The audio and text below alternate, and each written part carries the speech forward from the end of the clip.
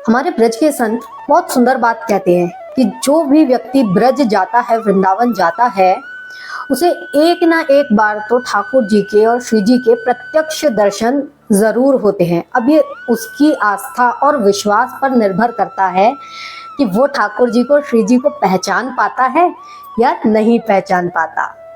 एक बहुत सुंदर सी सत्य घटना आपको सुना रही हूँ, जिससे आपका विश्वास और बढ़ जाएगा कि हमारे श्री जी और ठाकुर जी आज भी हमें एक बार दर्शन जरूर देते हैं।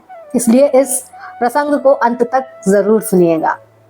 एक जज साहब थे जो अपने एक मित्र के कहने पर यूं ही वृंदावन धाम चले आए थे। कोई आस्था नहीं थी उनकी ठाकुर जी में या श्री जी में या धाम के प्रति, कोई आस्था नहीं थी, बस मित्र ने कहा इसलिए उनके संग में चले आए थे। ये घटना कुछ सालों पहले की है और उस समय रमन रेती जी में कोई मकान इत्यादि नहीं बने थे, पूरा जंगल सा एरिया था वो। तो जब वो जज साहब अपने मित्र के साथ तो आसपास के मंदिरों में भ्रमण कर रहे थे, दर्शन कर रहे थे, तो वहीं पास में ना, रमन रेती के पास में उन्हें एक महात्मा जी मिल गए और बातों बातों में उन महात्मा जी ने जज साहब को बताया कि इस जगह, मतलब पूरे ब्रज क्षेत्र में आपको 24 घंटे में एक बार ठाकुर जी के, श्री जी के दर्शन जरूर होते हैं। अब जज साहब थे ना, उनका स्वभाव थोड़ा सा गुस्सैल वाला था। एक तो उनकी कोई आस्था नहीं थी प्रभु में, दूसरे गुस्सैल स्वभाव के, तो वो महात्मा पर ना भड़क गए कि क्या मन से ही कुछ भी बातें कहते हो, आप लोग तो ऐसे ही उल्टी सीधी बातें करके हम जैसे यात्रियों को ठग लेते हो। ऐसा होता है क्या कि भगवान मिल जाए 24 घंटे में? इतना आसान है क्या भगवान से मिलना? तो वो महात्मा हंसने लगे कि महाराज, जज साहब, मैं सच कह रहा हूँ, ये तो जगह ही निराली है। यहाँ तो शामा शाम कुंज गलियों में भ्रमण करते ही रहते हैं और 24 घंटे में एक बार आपको दर्शन जरूर देते हैं। अब तो जज साहब का गुस्से का पारा और बढ़ गया।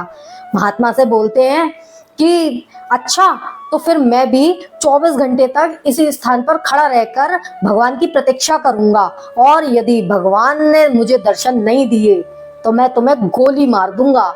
वो महात्मा हंसने लगे और कहते हैं भैया, भले ही गोली मार देना, पर ये तो हमारा 100% विश्वास है कि ठाकुर जी और राधा रानी दर्शन जरूर देते हैं। वो जज साहब जो थे रमन रेती के उसी जंगल में एक पेड़ के नीचे यूं हाथ बांधकर खड़े हो गए। पैंट शर्ट पहने हुए बाबूजी बने जो जज साहब थे, वो हमारे प्रभु का इंतजार करने लगे और महात्मा से कहते हैं यहीं खड़ा हूं मैं, 24 घंटे बाद मिलूंगा आपको और यदि नहीं मिले ना मुझे भगवान तो तुम्हें गोली मार दूंगा।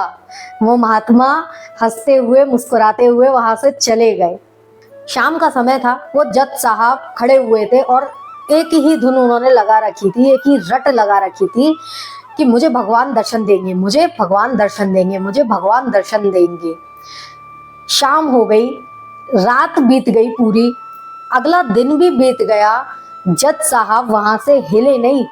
जिस पोजीशन में वो खड़े थे ना, उसी पोजीशन में खड़े रहे और एक ही बात बार बार बोले जा रहे थे, मुझे भगवान दर्शन देंगे, मुझे भगवान दर्शन देंगे। इतने में ही एक छोटी सी बालिका पता नहीं कहाँ से चली आई और जज साहब से कहती है, रे बाबा, काहे को ऐसा भूखो प्यासो खड़ो है, तू खाए पी ले। तो जज साहब ना बहुत गुस्से में थे उस वक्त और मन में उनके एक ही विचार आ रहा था कि 24 घंटे होने वाले हैं, अभी तक तो मुझे भगवान ने दर्शन दिए नहीं है, अब सीधा जाकर उन महात्मा को गोली मार दूंगा।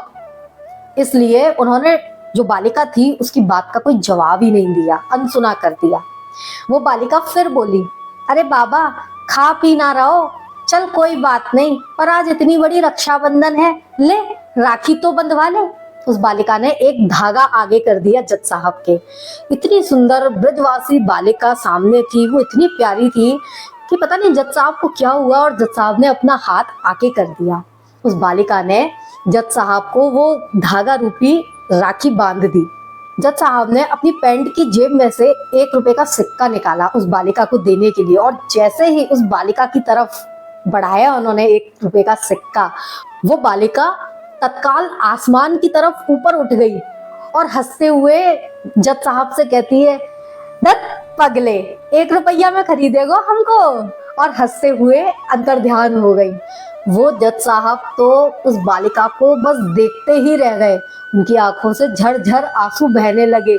इतना सात्विक भाव उनके अंदर आ गया कि बस विकल होने लगे थे और सीधा भागे उन संत महात्मा के पास और चरणों में गिर गए और बाबा को जाके सारी घटना बता दी, सारी लीला सुनाई। उसके बाद वो जज साहब कभी वृंदावन के बाहर नहीं गए और ना ही किसी से भी कोई बातचीत करी। मौन, बिल्कुल मौन रहने लगे और बस हमारी श्री जी के चिंतन में ही डूबे रहते थे।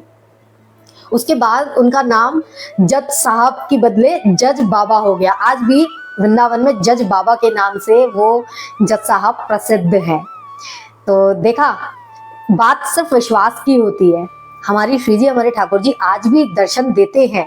आज भी कई सारे भक्तों का ये अनुभव होता है कि ब्रज की कुंज गलियों में ठाकुर जी की, श्री जी की दिव्य अनुभूतियां होती रहती हैं।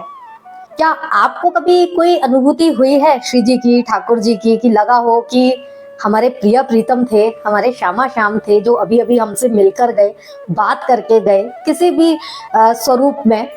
तो कमेंट करके हमें ज़रूर बताइएगा। ये प्रसंग आपको कैसा लगा कमेंट करके ज़रूर बताइएगा और हमारी श्री जी के लिए कमेंट में राधे राधे लिखना बिल्कुल मत भूलिएगा। तो मिलते हैं अगले वीडियो में एक नए प्रसंग के साथ। तब तक जुड़े रहिए हमारे साथ हमारे YouTube चैनल पर और भी सुंदर सुंदर लीला प्रसंग सुनने के लिए। तब तक के लिए धन्यवाद। राधा रमन लाल जी की जय हो।